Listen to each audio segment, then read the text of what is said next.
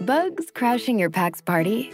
Whether they've got paws or sneakers, your pack deserves a home that's protected from pests. That's where Wondercide comes in.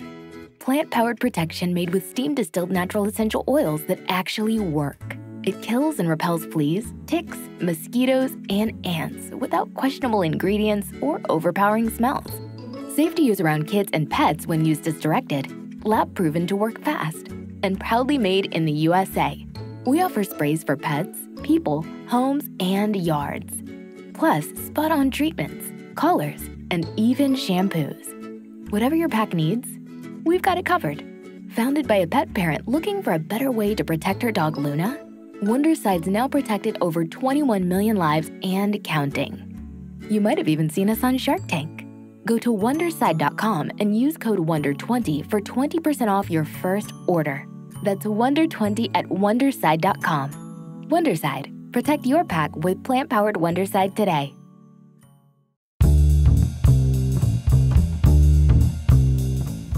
Para su último año de gobierno, el presidente Petro busca estar rodeado por la gente de más confianza y no ceder a pactos políticos con partidos que no dieron frutos.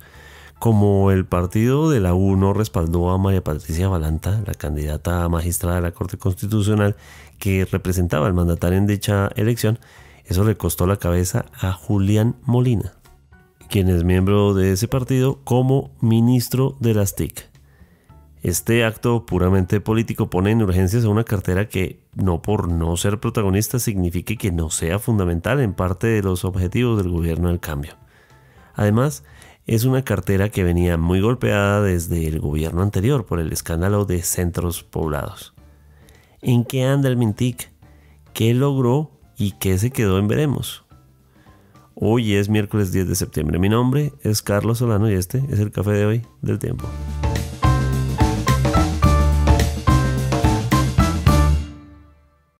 El Tiempo es un medio aliado de The Trust Project.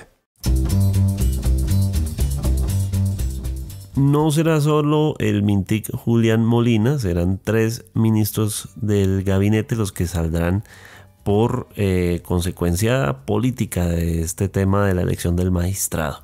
Pero es a Julián Molina el primero al que le aceptan. Otros 2, entre esos está la ministra de Comercio y el ministro de Trabajo, Antonio Sanguino, quien ha sido muy cercano al gobierno. Pero salen por este tema político. Ya hay un reemplazo temporal que se llama Karina Murcia para la cartera de Mintic, es la viceministra de Tecnologías. Pero, ¿qué significa en este punto? Y nos preguntamos, ¿qué ha hecho esta cartera? ¿En qué está? ¿Qué ha logrado? ¿En qué temas se ha destacado y en qué otros temas quedan en pendiente? Veremos.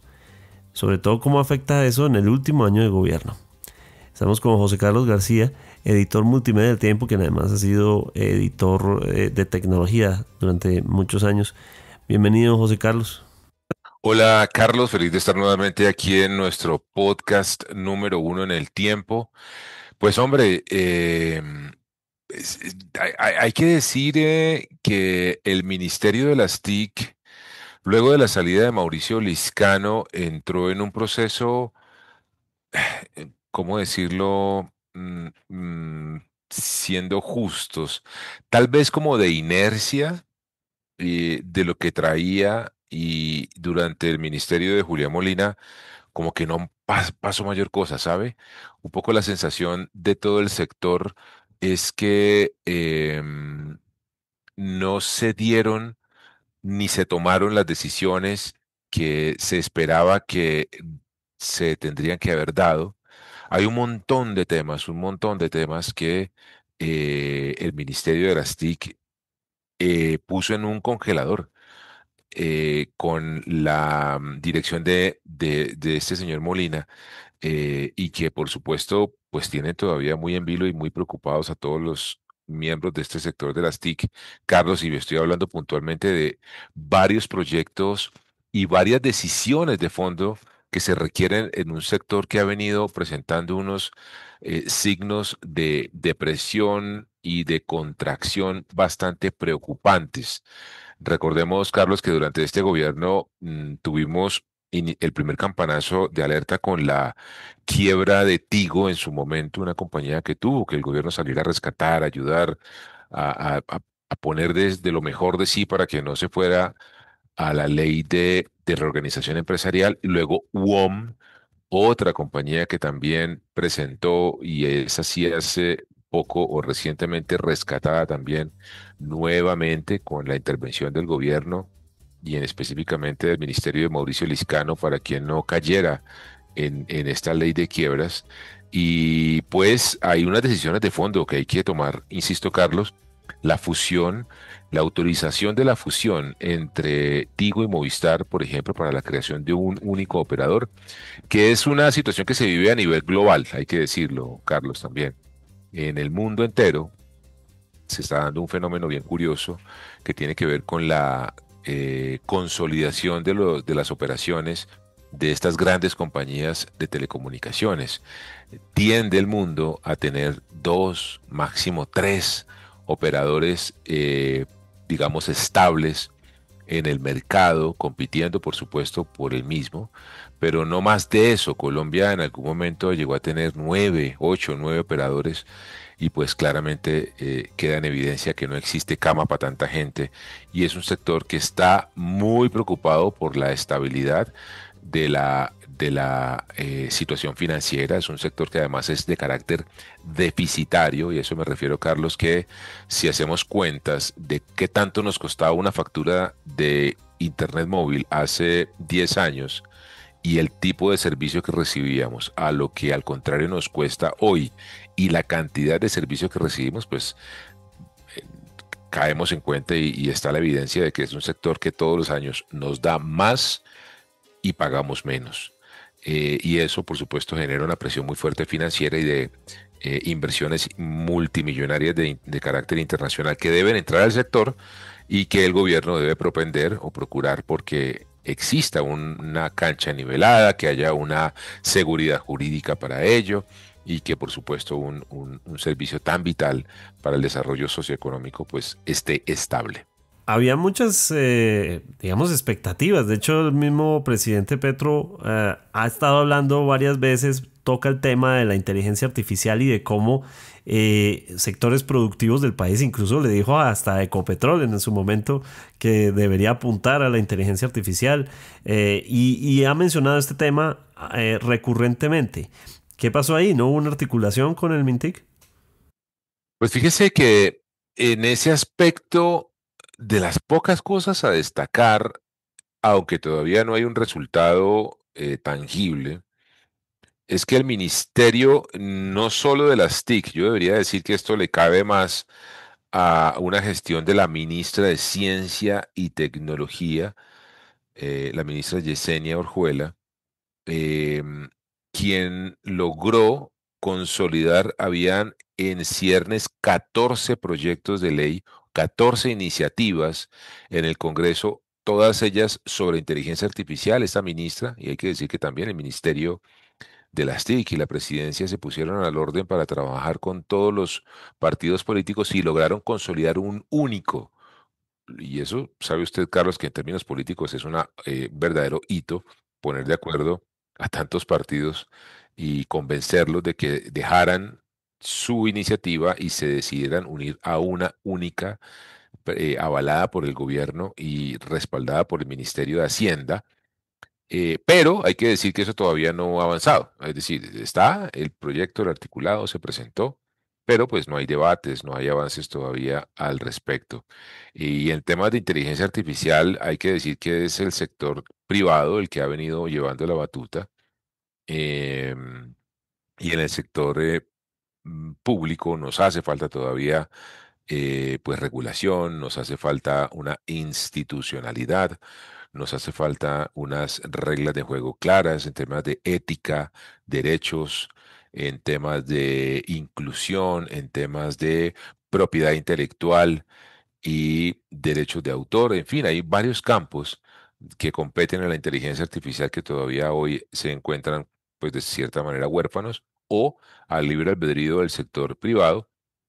Ojalá muy pronto todo lo que trae el articulado de la ley de inteligencia artificial vea camino y pues podamos tener algún día, ojalá, una ley local propia en ese tema. De acuerdo. ¿Cuáles eran esos otros grandes retos para esta cartera? Pues mire, Carlos, el principal, la conectividad. Colombia sigue siendo un país con una falencia en temas de conectividad. Si bien tenemos, si uno mira los números gruesos, hay una penetración del superior al 150% de telefonía móvil, es decir, que hay más celulares que colombianos y que en los centros urbanos hay una buena iluminación y conectividad de redes, pues hay que decir que en las zonas rurales todavía hay un montón de territorio, hogares, por tanto, compatriotas que aún no tienen acceso a Internet.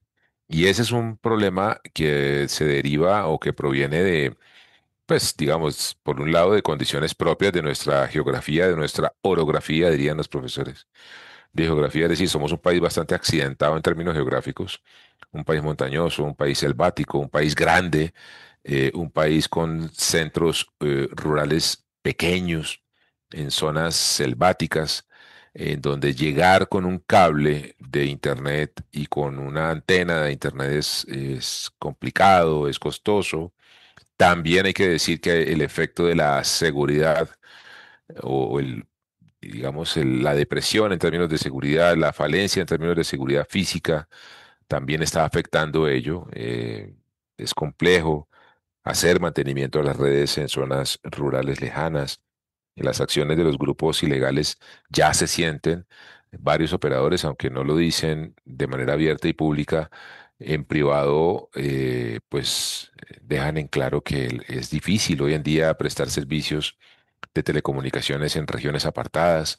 Hay secuestros, hay asesinatos, hay extorsión contra estas empresas y pues eso termina de agravar ese principal reto, conectividad, que este ministro Molina intentó solventar con una ley que se llama la Ley de Internet Solidario, que lo que busca es convertir al Internet o pasarlo de ser un servicio público fundamental y convertirlo en un derecho de la ciudadanía, así un derecho constitucional, si se quiere, así como la salud o la seguridad o el estudio o la vida, un derecho fundamental. Asimismo, esta ley quiere o intenta convertir al Internet en un derecho fundamental, lastimosamente con una fórmula financiera que a voz de expertos no tiene el asidero preciso. Es una fórmula financiera, digamos, ineficiente, basada en subsidios. Lo que dice esta ley, para hacer muy corto el cuento, Carlos, es que a los estratos 4, 5, 6 se les subirá la factura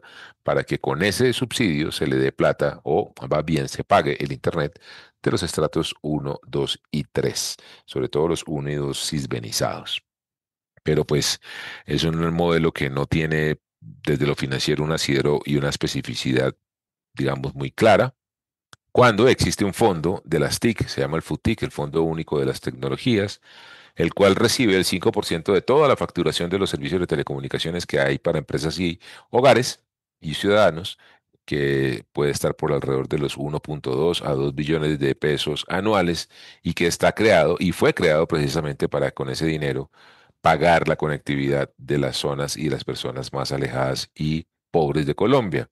Pero lastimosamente la mayor parte de ese dinero, así como en general los recursos públicos de este gobierno, se están yendo todos a pagos de nómina, a burocracia, a pagar cargos y demás, en vez de hacer lo que, o destinarse para lo cual está hecho este fondo, lo cual está generando otro reto importante. Y además, bueno, la fusión entre Tigo y Movistar, que es urgente para poder darle un aire a este sector tan golpeado desde lo financiero, es otro tema. Se están complicando empresas como la red de Azteca. Azteca es una red troncal de fibra óptica, Carlos, que le da, digamos, si lo pusiéramos comparativamente, es como una columna vertebral o una, sí, como una columna vertebral por la cual corre el Internet de diferentes municipios y que hoy en día está quebrada, que se intentó vender y no se logró. Básicamente por la impericia o la incapacidad, o más bien la lentitud o quietud de este ministerio de Julián Molina, y que si llega a pagarse por falta de dinero y no sus dueños no pueden operarla más, pues se calcula que millones de colombianos y varios municipios del país se quedarían sin internet. Digamos que hay bastantes temas pendientes, solo por mencionar algunos, temas de espectro, temas de pagos de espectro, de organización del espectro, que son estas vías invisibles en el cielo por donde corren las telecomunicaciones, que también falta un montón de normatividad y regulación, de solventar dudas para el sector, un montón de situaciones, Carlos, que este señor Molina, la verdad, como que mantuvo congeladas y que hoy en día le generan muchas preocupaciones al sector de las TIC. Uno de los temas por los cuales sí salió a la luz en las últimas semanas el Mintic tiene que ver con el supuesto proyecto para tener una especie de esquema de vigilancia sobre los medios de comunicación. Que nosotros lo comentemos obviamente despierta suspicacias y diferentes opiniones, pero de todos modos había esta sensación de que el Mintic estaba posiblemente convirtiéndose en una especie de brazo para generar o tener más bien control sobre medios de comunicación. ¿Qué tan cierto es eso y en qué punto queda además eso? Ahí hay dos temas fundamentales y bastante polémicos que tienen que ver con la relación entre el ministerio, que se supone es el rector de la libertad de expresión y de prensa y del cuidado del derecho constitucional a la libertad de prensa, que lastimosamente y muy al contrario terminó metido en profundas polémicas al respecto. Claro, el primero tiene que ver con el Canal 1. Recordemos, una orden que le dio el presidente Gustavo Petro a Julián Molina de quitarle o adelantar la licitación y por tanto quitarle la concesión al Canal 1 en una polémica muy grave al respecto, que aún hoy en día sigue en vilo.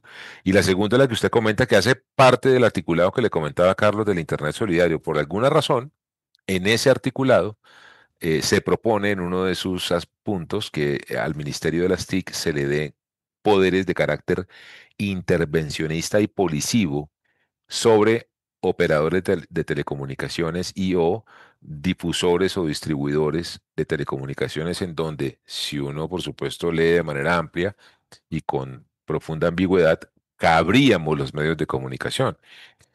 Que de entrada, si dijéramos no es para los medios de comunicación, sino para las empresas de telecomunicaciones, pues también es de por sí algo que sobra, porque para eso existen entidades como la Superintendencia de Industria y Comercio que tienen esa potestad de intervención y de jueces y de policías empresariales, las mismas supersociedades e incluso la Comisión de Regulación de Comunicaciones, que también tiene esas potestades constitucionales de sancionar, intervenir, investigar y sancionar a una empresa de telecomunicaciones o prestadora de contenido en Colombia.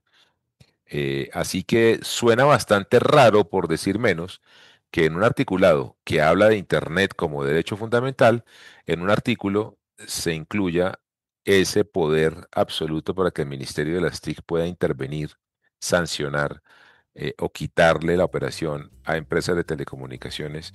Dicen además algunos que lo critican que también cabríamos los medios de comunicación. Yo no creo que haya ambiente, Carlos. Yo creo que pues tampoco la legislatura da para más que discutir los temas más gruesos de gobierno. Y con la salida del señor Molina, pues creo que aún más quedan en orfandad ese proyecto de ley. Así que yo creo que eso, la verdad, no creo que tenga futuro. Esta es una cartera que, si uno lo mira en perspectiva, venía muy golpeada de los escándalos como el de Centros Poblados. En el cambio de gobierno pues venía, ese es probablemente el gran escándalo de ese ministerio en los últimos 10 años y de repente entra en este ostracismo. En ese sentido, ¿cómo está esa cartera? Es decir, históricamente está cargando ese problema todavía de los centros poblados. Ese proyecto de centros poblados al final lo asumieron entre la ETB y Claro y sacaron a esa concesión del oscurísimo señor Emilio Tapia. Así que ese proyecto al final se culminó, es decir, las 14.000 y tantas escuelitas que se debían conectar se lograron conectar.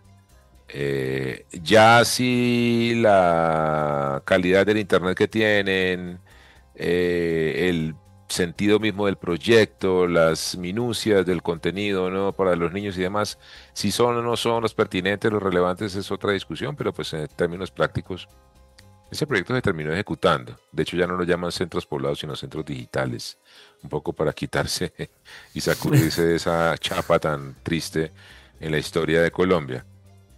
Yo debo decirle, Carlos, que todavía existen rumores que a hoy, siendo septiembre de 2025, Dicen que todavía el señor Emilio Tapia aún tiene algún tipo de injerencia contratista o del poder de contratación del Ministerio de las TIC. Así que lastimosamente una entidad que cuenta con un capital humano técnico y que tradicionalmente siempre tuvo pues profesionales de altísima calidad y factura profesional, insisto, allí, pues sin duda todavía carga con una cruz al respecto. Bueno, la noticia es que hay un reemplazo temporal. Ujú. No está designado una ministra o ministro que tome la cartera, pero Karina Murcia, quien es la viceministra de Transformación Digital, pues asume en esta situación en la que el presidente Petro está buscando a su gente más cercana. ¿Qué sabemos de Karina Murcia? Pues mire, yo he compartido con ella, compartí alguna vez en un foro, pues, ¿qué le puedo decir, Carlos? Creo que pues lo mínimo que compete es desearle que le vaya bien. Creo que es una persona, ella es de Putumayo, es comunicadora de la Universidad Cooperativa de Colombia, tiene especialización en temas de gobierno, en gerencia, también en una maestría en Derecho internacional, y ya venía trabajando ahí en un sector muy importante, una unidad muy importante que es el de la apropiación dentro, o el sector de apropiación dentro del Ministerio de las TIC. Esa apropiación se encarga de llevar todos los programas de carácter social y ciudadano que hacen o buscan que la gente se forme, estudie, comprenda los riesgos, genere contenido. Digamos que es una unidad muy importante dentro del Ministerio de las TIC que venía desde el 2023 trabajando. Así que, pues, creería uno, Carlos, que pues con esa inercia operacional ella llegará a seguir con la línea de trabajo, y esperaría yo que, digamos, si yo estuviera en sus zapatos, pues aprovechar el momento, aprovechar, como decimos, la palomita, y tal vez tomar las decisiones o destrabar muchos aspectos que, como le comentaba, hoy en día el sector de las TIC está en vilo y en espera de respuestas. Creo que sería una muy buena jugada, una muy buena acción que ella tomara, a diferencia del señor Molina, que puso en el congelador un montón de temas. Ella decidiera sacar adelante varias iniciativas y tomar el camino de decisión que, para quienes nos escuchan, Carlos, y siempre se ha dicho, en el sector público, no tomar decisiones o no ejecutar las decisiones y el presupuesto asignado es tan o más grave como ser corruptos. Es decir, es muy importante que quienes están en los cargos públicos, hombre, pues asuman, decidan, analicen, pero sobre todo que tomen las riendas del rol que se les ha encargado en el cargo público, y pues saquen adelante todas las decisiones que se requieren para que estos sectores públicos, privados, perdón, pues operen bien, haya competitividad, se incentive la inversión, por tanto el empleo, la llegada de innovaciones y de más inversión en redes de telecomunicaciones. En fin, digamos que ojalá, espero yo, y desde acá el saludo para ella, y que le vaya bien. Es lo único que uno podría esperar, Carlos.